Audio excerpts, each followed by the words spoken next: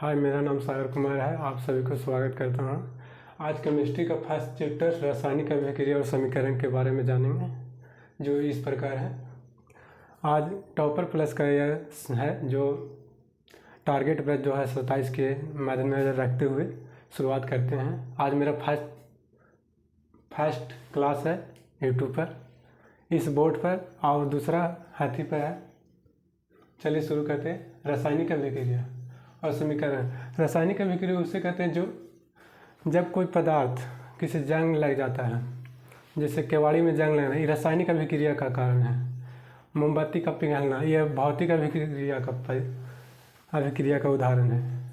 जैसे जब कोई पदार्थ अकेले या अन्य पदार्थों के साथ अभिक्रिया करके एक नए गुणधर्म वाले पदार्थ का निर्माण करता है, उसे रासायनिक अभिक्रिया कहते हैं। जैसे जब कोई पदार्थ अकेले या अन्य पदार्थों के साथ अभिक्रिया करके एक नए पदार्थ का निर्माण करता है, उसे रासायनिक अभिक्रिया कहते हैं।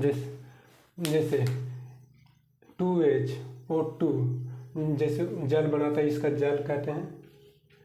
ये ऑक्सीजन हो गया, ऑक्सीजन, और यह हो गया हाइड्रोजन। जब दो पदार्थ हो, एक हाइड्रोजन हो गया, एक ऑक्सीजन हो गया, ये दोनों मिलकर जल का निर्माण किया, यह रासायनिक अभिक्रिया का ही देन है। और यह अभिक्रिया में भाग लेते हैं उसे अभिकारक कहते हैं। जो अभिक्रिया में भाग लेते हैं और जो बनता है उसे प्रतिफल उत्पाद या प्रतिफल कहते हैं।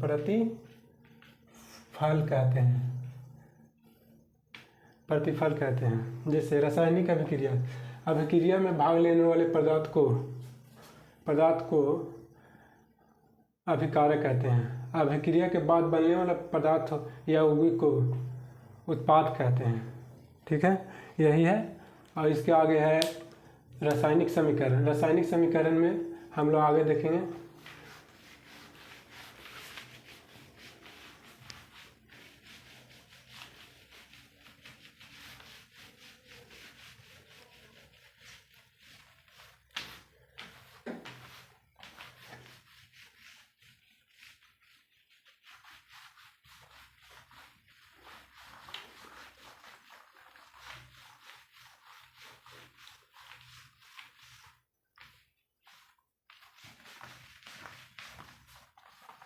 रासायनिक समीकरण।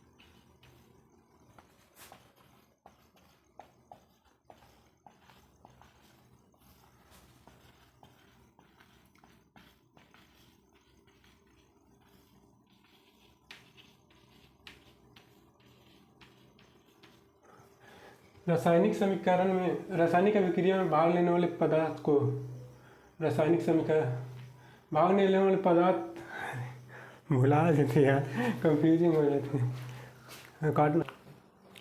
देखिए, रासायनिक समीकरण में जब किसी भी रासायनिक समीकरण में क्यों लिया जाता है, इसका कारण यह है कि रासायनिक अभिक्रिया में भाग लेने वाले पदार्थ को संकेत या सूत्र से निरूपित किया जाता है, उसे रासायनिक अभिक्रिया कहते हैं, रासायनिक समीकरण कहते हैं। इसका जैसे कि 2H2O2 हाइड्रोजन होगा H2 का, O2 हो गया ऑक्सीजन का, और इसका 2H2 मतलब जल हो गया, ये जल हो गया। इसको क्यों किया जाता है, इसका कारण क्या है कि हम संकेत की मात्रा से लिखते हैं। इसका कई कारण है, जैसे कि इसे पढ़ने में आसानी होता है, पढ़ने में,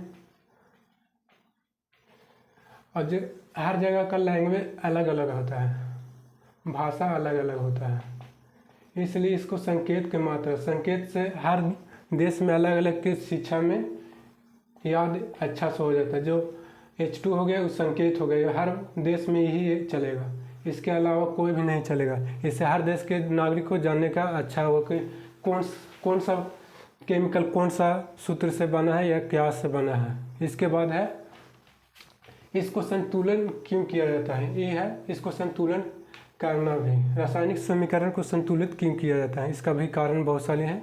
और ये कई अवस्था में रहता है, ये सब आगे हम पढ़ेंगे। हम कैसे पहचानेंगे कि रासायनिक समीकरण है जो कि लिक्विड है कि ठोस है या गैस है, ये कैसे पहचानेंगे। इसके लिए कुछ नियम और कायदे रसायन में दिए गए हैं जो इस प्रकार हैं, देखते हैं।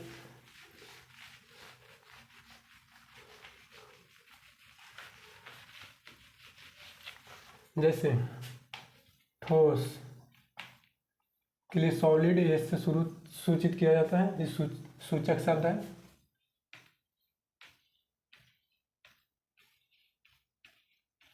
सूचक शब्द है गैस, इसको जी से सूचित किया जाता है।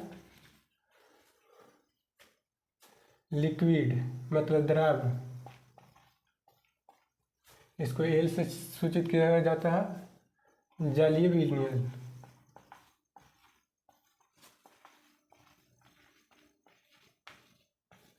इसको एल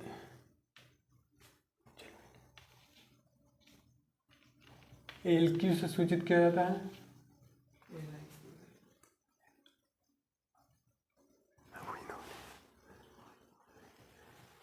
एल आई से सूचित किया जाता है। देखिए जैसे कि H2 है,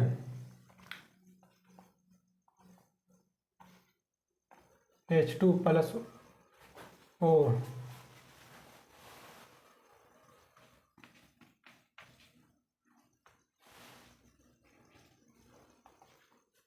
ये हो गया।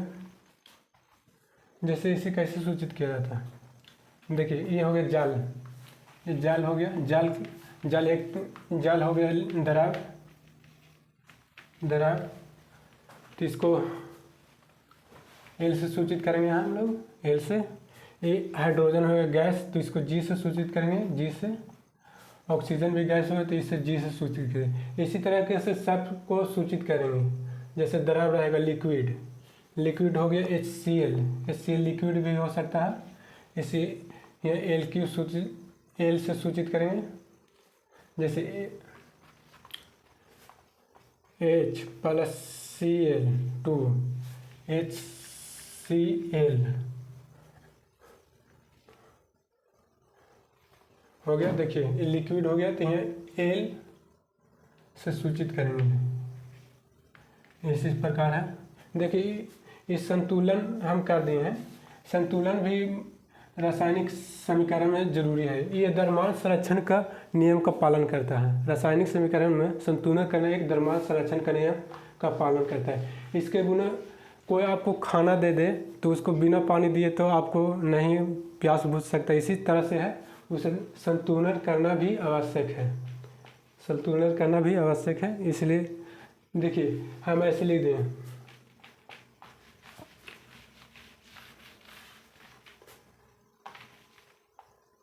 H प्लस Cl 2HCl, तो ये अभी संतुलन नहीं है, ये संतुलन नहीं है, यह संतुलित समीकरण है।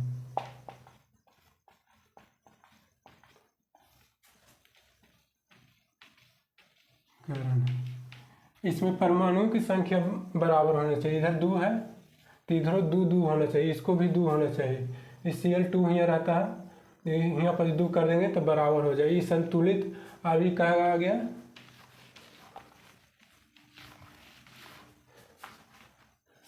संतुलित समीकरण,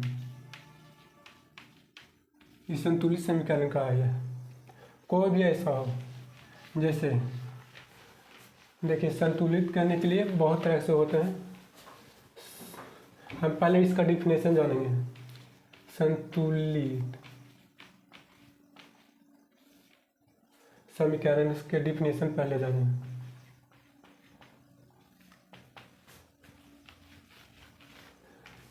अभिक्रिया के बाद बनने वाले पदार्थ या यौगिक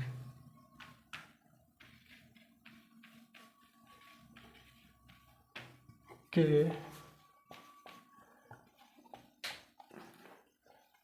परमाणु समान हो उसे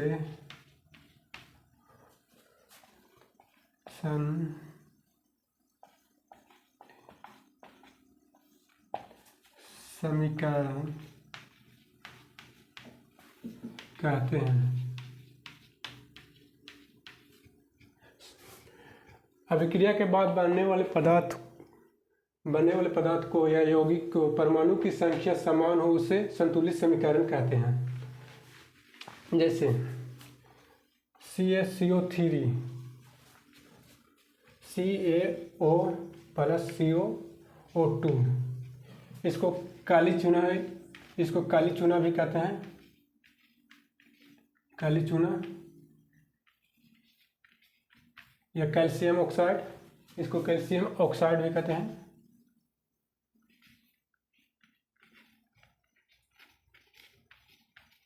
ऑक्साइड, कैल्शियम ऑक्साइड भी कहते हैं। इसको कार्बन डाइऑक्साइड,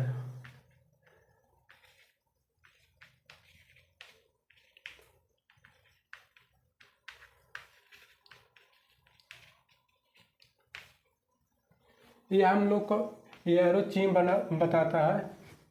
ये कैल्शियम ऑक्साइड देखिए इसमें संतुलन है। देखिए आप ये ओ एगो है और 2 गो यहाँ, 3 गो है, 3 गो यहाँ हो गया। देखिए कार्बन C, कार्बन यहाँ एगो है। कैल्शियम हो गया, हो गया। ये संतुलित है। देखिए कार्बन की संख्या कैल्शियम की संख्या यहाँ बराबर, यहाँ एगो, ये तो संतुलित हो गया। ये संतुलित है, संतुलित समीकरण।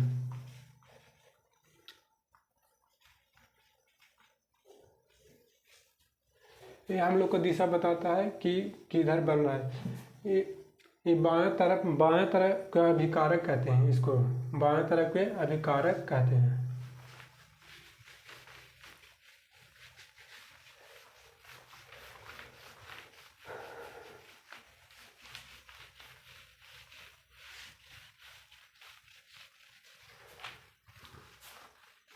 असंतुलित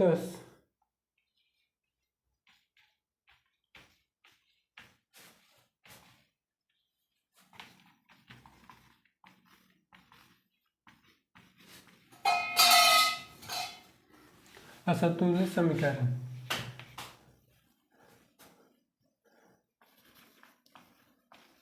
अभिक्रिया के बाद बनने वाले पदार्थ के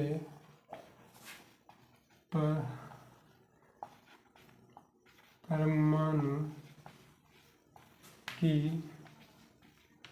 संख्या समान नहीं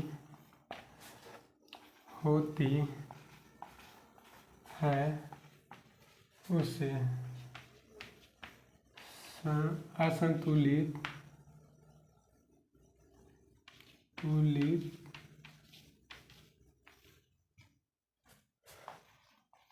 समीकरण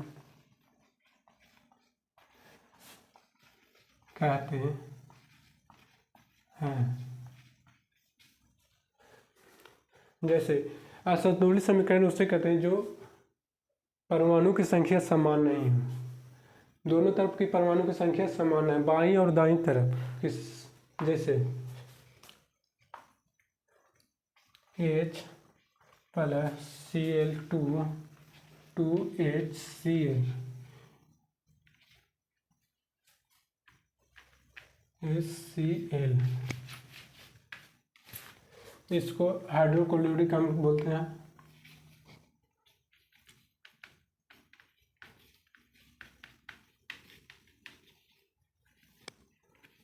हम बोलते हैं ये हाइड्रोजन है, क्लोरीन हो गया, क्लोरीन। देखिए इसमें संख्या असमान है, इसलिए यह असंतुलित समीकरण। अभिक्रिया के बाद बनने वाले पदार्थ के परमाणु की संख्या समान नहीं होती, उसे असंतुलित समीकरण कहते हैं। जैसे यहाँ पर हाइड्रोजन के एक है और यहाँ पर दो है, हाइड्रोजन दो गो है, एक की दो से गुना हो गया तो दो गो हाइड्रोजन हो गया। क्लोरीन दो गो है, यहाँ पर भी बराबर है, लेकिन हाइड्रोजन इसमें हाइड्रोजन के बाईं तरफ, ये बायां हो गया, ये बाईं तरफ हो गया, ये दायां हो गया, बायां दायां। देखिए हाइड्रोजन है, ऊपर देखिए नहीं लुका रहा होगा, हाइड्रोजन ये हो गया बायां दायां। बाएं तरफ इसमें एक है, एक हाइड्रोजन है, एक परमाणु है, और दाएं तरफ दो है। इसमें दो से गुणा करें तो संतुलित में आ जाएगा, और अभी ऐसे असंतुलित है, यह भी ऐसे असंतुलित है।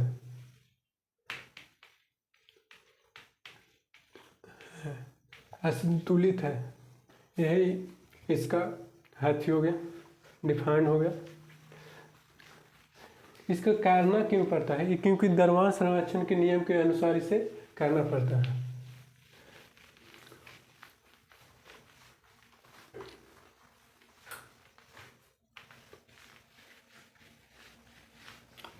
इसके बाद है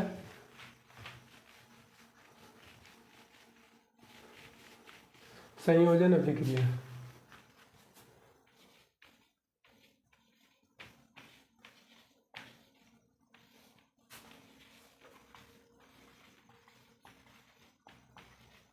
अभिक्रिया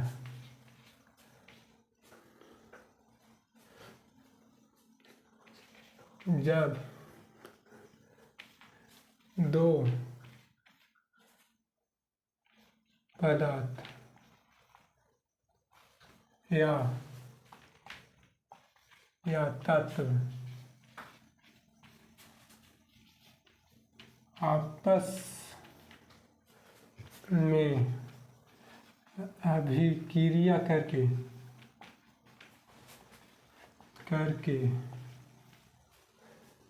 करके एक नए गुण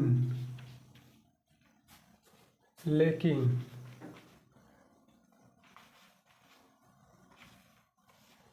भिन्न पदार्थ का निर्माण करते हैं, उसे संयोजन अभिक्रिया कहते हैं। जैसे H, ये हाइड्रोजन अलग हो गया, कार्बन ले लेते हैं, carbon dioxide C plus O2 CO2। देखिए ये कार्बन अलग है, अलग तत्व है, ऑक्सीजन अलग है, और ये दोनों मिल के कार्बन डाइऑक्साइड बनाया, एक गैस बना दिया, गैस जिसे जी कहते हैं हम, एक गैस बना दिया।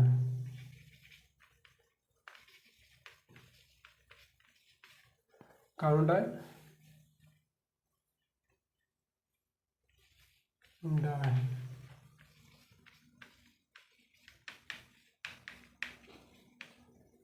डाइऑक्साइड का निर्माण किया। ये भी अलग है और ये भी अलग है, और दो अलग पदार्थ का निर्माण करते हैं, अलग यौगिक का निर्माण या पदार्थ का निर्माण करते हैं, उसे संयोजन अभिक्रिया कहते हैं। जब दो पदार्थ या तत्व आपस में अभिक्रिया करके एक नए गुण वाले लेकिन भिन्न पदार्थ का निर्माण करते हैं, उसे संयोजन अभिक्रिया कहते हैं। इसमें देखिए कार्बन भिन्न है, ऑक्सीजन भी भिन्न है, ये दोनों मिलकर CO2 का निर्माण किए, जिसे कार्बन डाइऑक्साइड कहते हैं। आज पेन नहीं चल रहा है, इस कारण आज क्लास यहीं पर समाप्त करते हैं, क्योंकि पेन नहीं है, इंक नहीं है, इस कारण आज समाप्त यहीं करते हैं। आप को सब्सक्राइब कर सकते हैं, जो आगे अगला चैप्टर की ओर ले जाएगा। आप सब्सक्राइब कीजिए।